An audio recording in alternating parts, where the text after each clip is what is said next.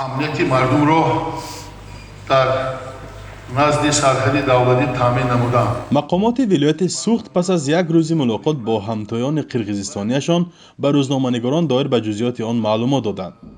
در واخری روز 2 فوریه هیئت نمایندگان ولایت سوخت را رئیس ولایت سوخت رجبای احمدزاده و ولایت بادکند جمهوری قرقیزستان را نماینده وکالتدار پرزیدنت جمهوری قرقیزستان عبدالکریم علیم-بویف راهبری نمودند. رجبای احمدزاده رئیس ولایت سوخت روز 3 فوریه در نشست خبری به روزنامه‌نگاران گفت که ملاقات در دایره دوستی و همدیگر فهمی گذشت و چندین توافق‌ها را به امضا رسانیدند.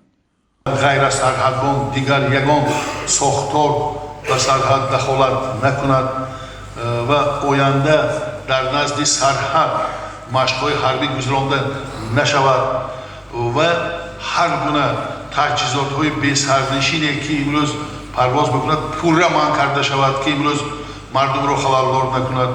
به این موافقه آمدیم.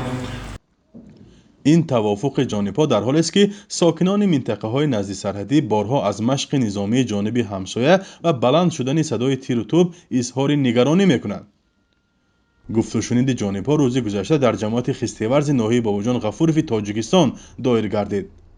در رفت ملاقات و گفت و شنید فرماندهان قشون‌های سرحدی جانب‌ها گنرال پالکونیک رجبعلی رحمانعلی و گنرال مایور اولاربک شرشیف، نمایندگان مقامات حفظی حقوق و مقامات امنیتی دو ولایت، رئیسان شهر و نواحی نزد سرحدی، نمایندگان جماعتچگی نقطه‌های اهالی‌نشین جمع نزدیک 40 نفر اشتراک کردند.